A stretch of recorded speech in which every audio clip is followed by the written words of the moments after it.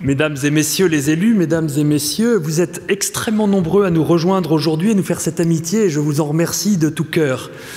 Depuis 3 ans que je travaille avec vous, j'ai été frappé par toutes ces femmes et ces hommes qui se lèvent, toujours plus nombreux, pour dépasser un nombre incroyable d'embûches et rapporter le bon état des eaux dans tous nos territoires. Aujourd'hui, nous voulons par ce colloque vous dire merci et se mettre à votre école. Les bonnes nouvelles dans le domaine de l'eau viennent du terrain. Le livre que nous vous avons offert ce matin en est l'ardent témoignage. Nous le publions aujourd'hui pour raconter 8 histoires, des histoires parmi 1000, mais des histoires qui méritent qu'on s'arrête dessus. Elles sont toutes nos histoires de famille, de la famille de l'eau. Dedans, vous retrouverez des propos qui vont être tenus aujourd'hui, par exemple Daniel Pialet, que je vois ici, qui a tenté les travaux d'Hercule dans son village de 3500 habitants dans le Gard. Christophe Siru, qui à une échelle d'une grosse agglomération a attaqué le travail du millefeuille administratif, et il est, oh mon Dieu, combien important dans le domaine de l'eau.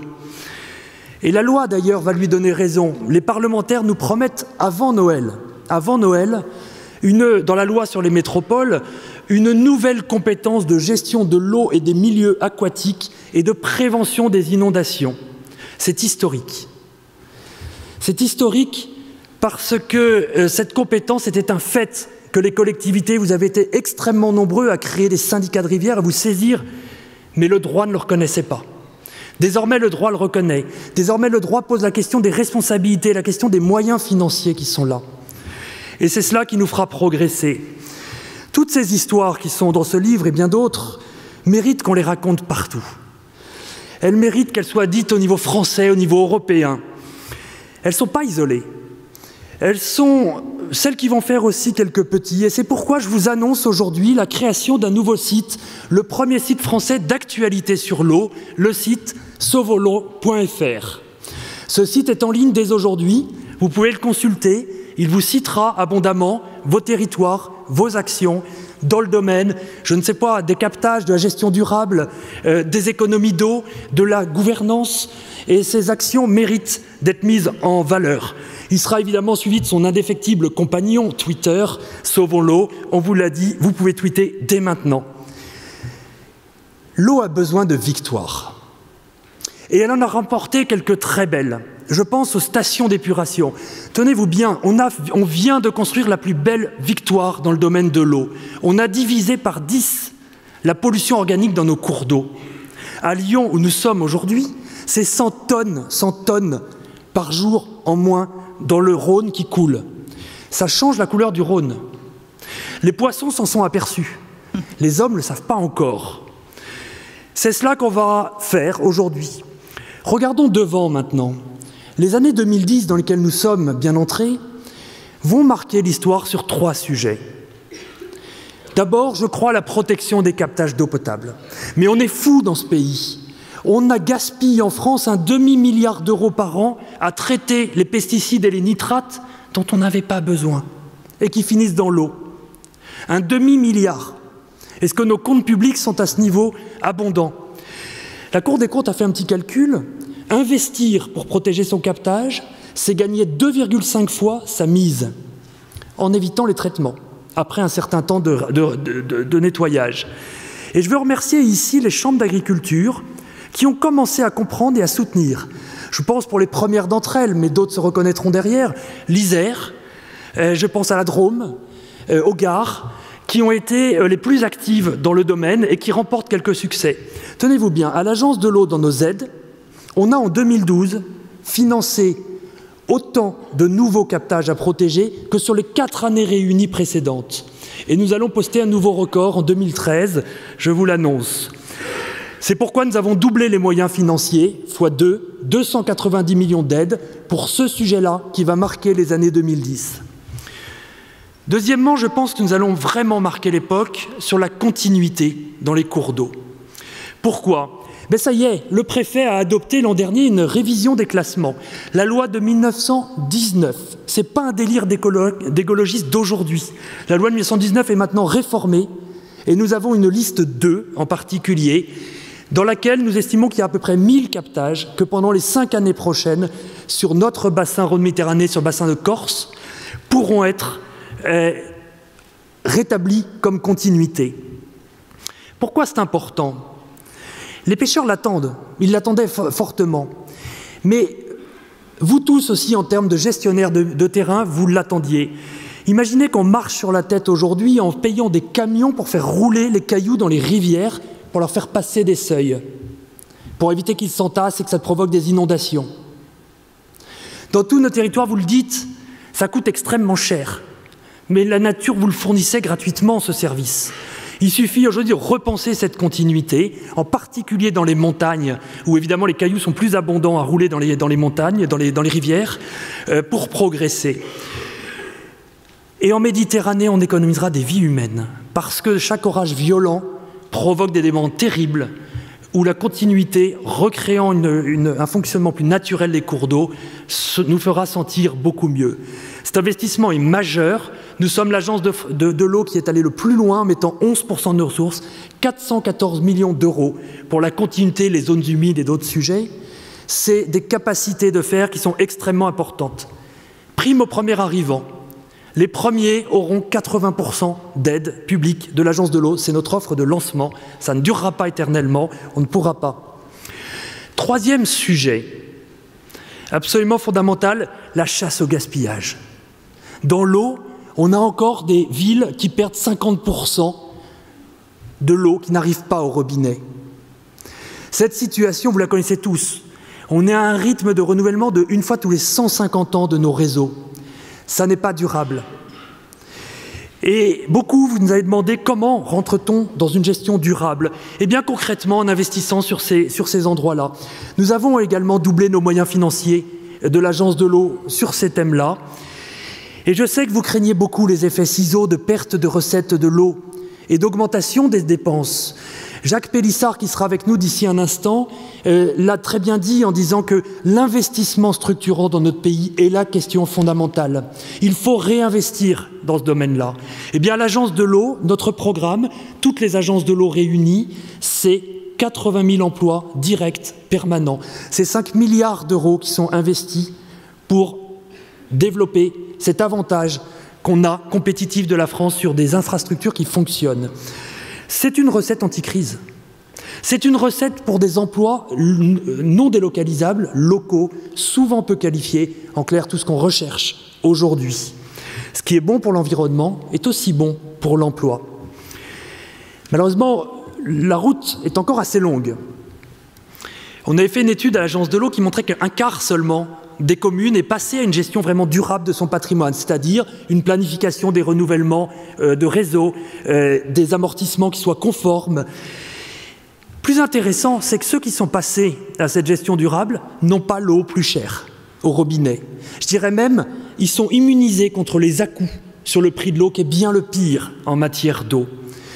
Pourquoi je pense que cette thématique va marquer les années qui viennent?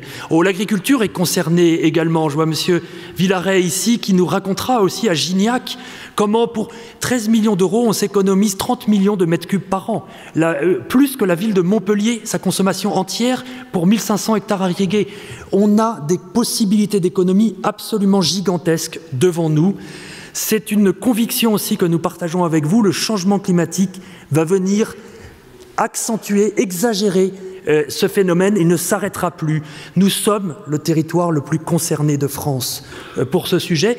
Aucune partie de notre bassin n'est à l'abri face à ce changement climatique. C'est pourquoi le comité de bassin, le 6 décembre prochain, dans quelques jours, la semaine prochaine, validera un plan d'adaptation au changement climatique qui pose c'est un plan, de patrimoine commun de nous tous, la famille de l'eau, pour avoir à la fois des cartes de vulnérabilité inédites qui nous donnent territoire par territoire les priorités, les choses qui sont importantes à traiter. Souvent vous nous demandez en disant on veut s'intéresser au changement climatique, tout le monde nous le demande, mais comment faire? Eh bien là vous aurez des actions qui sont proposées pour vous, pour tous, réimplantables dans vos plans, dans le SDAGE, dans les SRCE, dans les SRAT, dans les PCET. Enfin, vous voyez, on n'arrête pas. Tout le monde a besoin de sujets. Savez-vous, par exemple, qu'on peut améliorer la retenue de l'eau dans les sols par des façons de travailler agronomiquement, ou bien de faire de la compensation de l'imperméabilisation des sols, qui nous privent de tant d'eau et qui accentuent nos crues. Bref, tous ces sujets sont mûrs pour l'action, ils sont financés, ils seront nos victoires. C'est si important que l'Europe en a fait une directive. La directive 4 sur l'eau, nous fixant pour 2015 la première grande échéance de conquête du bon état des eaux. Mais pour tout cela, il faut s'organiser. La clé du succès, c'est le projet de territoire. C'est notre thème aujourd'hui. Être audacieux pour l'eau aujourd'hui, c'est prendre tellement de sujets de front, c'est fédérer tellement d'acteurs dans leur ensemble qu'il faut des outils pour s'organiser. Les pollutions diffuses, la restauration des rivières, les économies d'eau, la gouvernance, il faut s'organiser. Pour avoir quelques résultats forts, il faut passer au projet de territoire. Un projet de territoire, c'est quoi? C'est d'abord une vision. C'est d'abord une équipe, un leader et des alliés qui se partagent une vision. C'est de l'adhésion. Et le domaine de l'eau est particulièrement sensible à ce travail d'adhésion. Et c'est des réalisations concrètes, de travaux, sous maîtrise d'ouvrages publics souvent. L'eau offre tout cela. Directement, elle l'attend que nous le fassions. Martial Sadier, par exemple, nous montrera tout à l'heure, dans quelques minutes, comment il a fait de son projet de territoire la planche de salut pour la reconquête de l'Arve. L'Arve, c'était une rivière terrible. Le lit effondré de 10 mètres, les cailloux étant partis.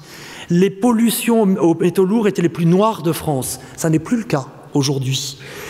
Il a tissé sa toile en utilisant des sages, des scots, des contrats de rivière, autant d'outils qui ne sont pas des gros mots. Il faudra qu'on les démystifie sérieusement. Nous avons besoin d'y aller plus loin. Il a travaillé sur la trame verte et bleue, les zones humides, les résidus de médicaments aussi.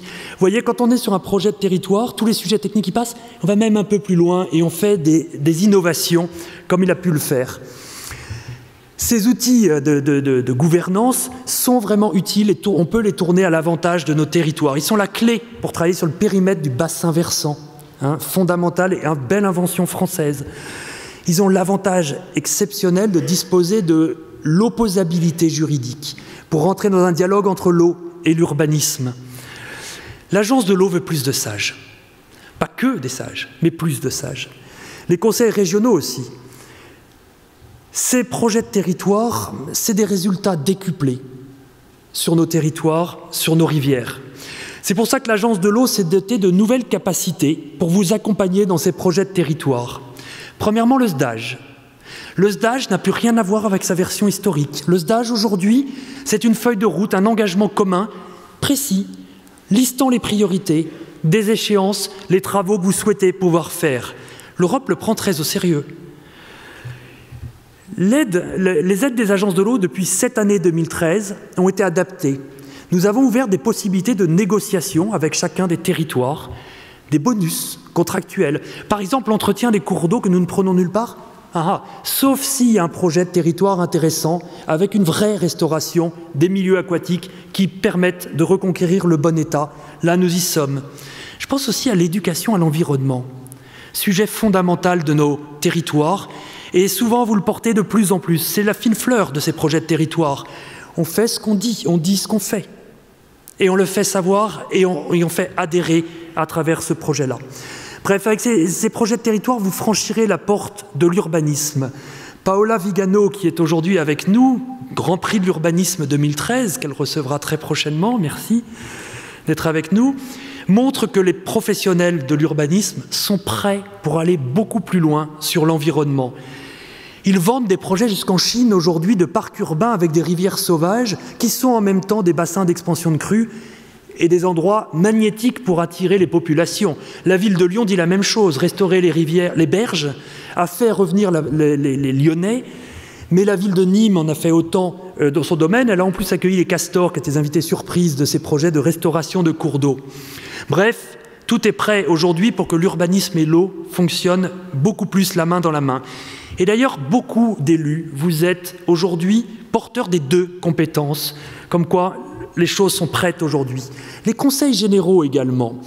Nous avons un sondage à l'Agence de l'eau qui montre que vous êtes 85% à plébisciter le travail des conseils généraux, la confiance que vous leur faites. 75% aussi auprès de l'Agence de l'eau, je vous en remercie. Nous portons ensemble avec les conseils généraux nos priorités et nous finissons en cette fin d'année des accords cadres pour aligner nos politiques sur l'eau, pour additionner nos aides pour porter ces projets-là, en pensant particulièrement à la solidarité entre autres envers le rural. Nous avons augmenté nos moyens financiers envers le rural. Tout cela, on le doit à la population. Elle nous attend aujourd'hui. Et je voudrais ici tordre le cou à une idée reçue, c'est que l'eau, ça n'est pas politique. C'est faux, archi faux. Il n'y a pas que le prix de l'eau qui est politique. Les Français s'impatientent. Les Français n'ont pas des demandes exorbitantes. Ils nous demandent aujourd'hui de trouver un pilote dans l'avion, c'est nous, et de faire la preuve de notre action. Un sondage récent montrait que 57% des Français croient que l'eau s'est dégradée depuis 10 ans. 52% croient qu'elle va encore se dégrader. Nous n'avons pas fait la preuve de notre action. Aujourd'hui, on doit le faire plus. La pollution reste la priorité indétrônable des Français. On est évidemment attendu là-dessus. Moi, je vous le dis, qui ne gagne pas les captages ne gagne pas la bataille des pollutions. C'est fondamental aujourd'hui, on a la capacité d'agir. Heureusement, il y a des bonnes nouvelles. À 60%, les Français disent faire confiance d'abord et avant tout aux collectivités territoriales pour gérer la question de l'eau. Ça tombe bien, c'est comme ça que nous sommes organisés. Marie-Lise Massé, tout à l'heure, directrice générale du Centre d'information sur l'eau, nous montrera justement la quintessence de la maîtrise des attentes des Français. Que répondons-nous à ces Français? Je pense que le temps de l'action, de la démonstration est vraiment venu. Cette exigence de transparence, de résultats, nous la faisons nôtre. Chacun se demande dans quel état est sa rivière. Comme moi, je pense d'entendre tout le monde dire « mais est-ce que ma rivière est une poubelle? Est-ce que je vais revenir avec des boutons en m'étant baigné dans ma rivière ?» Eh bien aujourd'hui, il y a une application qualité rivière que vous voyez qui donne le résultat à tous. Que ce soit kayakistes, baigneurs, utilisateurs élus, vous aurez selon 5 couleurs comme l'étiquette énergie, la réponse en direct sur votre cours d'eau. Derrière cela, c'est 10 millions de données individuelles en France entière chaque année que les agences de l'eau prélèvent, qui travaillent sur les nitrates, les pesticides, sur les débits, sur la morphologie, sur les poissons, enfin tout est derrière. Vous savez, la presse raffole de palmarès, mettons-nous au sommet de celui de la reconquête des rivières. Rouge n'est pas une fatalité. Ces projets de territoire sont des bonnes réponses, les Français nous attendent. Vous l'avez compris, vous avez une agence pour vous aider, une agence extrêmement motivée par l'intérêt général, qui évolue, qui est experte de l'eau évidemment, mais qui est aussi agile et pragmatique, et qui a les yeux rivés avec vous sur le bon état des eaux, et qui est à votre disposition pour susciter des projets qui se matérialiseront dans des projets de territoire. Vous avez la possibilité de nous rencontrer aujourd'hui. Toutes les personnes qui sont ici avec des polos, des magnifiques polos blancs, Sauvons l'eau, sont de l'Agence de l'eau à votre disposition pour discuter tranquillement de vos réalisations, pour vos programmes, pour vos actions derrière dans votre territoire. Voilà, je crois qu'il est important aujourd'hui que nous parlions d'eau en pensant aussi un peu au monde entier. Les agences de l'eau ont annoncé 500 000 € récemment pour les urgences dans les Philippines, mais c'est surtout votre travail de coopération décentralisée qui augmente énormément en ce moment, en réponse à l'appel qui a été lancé à Marseille il y a maintenant l'année dernière au Forum mondial de l'eau. Et c'est quelque chose, je trouve, d'extrêmement important. Michel Rocard, qui sera avec nous tout à l'heure, qui nous donnera une conférence maîtresse, qui est un ancien Premier ministre passionné des questions d'eau, nous montrera justement la manière dont il pense que le modèle français de l'eau peut s'adapter et être une chance pour les nouveaux enjeux de l'eau. Bref, une nouvelle page de l'eau est en train de s'écrire. Vous êtes ici, évidemment, les acteurs principaux. Je vous en remercie. Continuons. Merci beaucoup. Merci infiniment.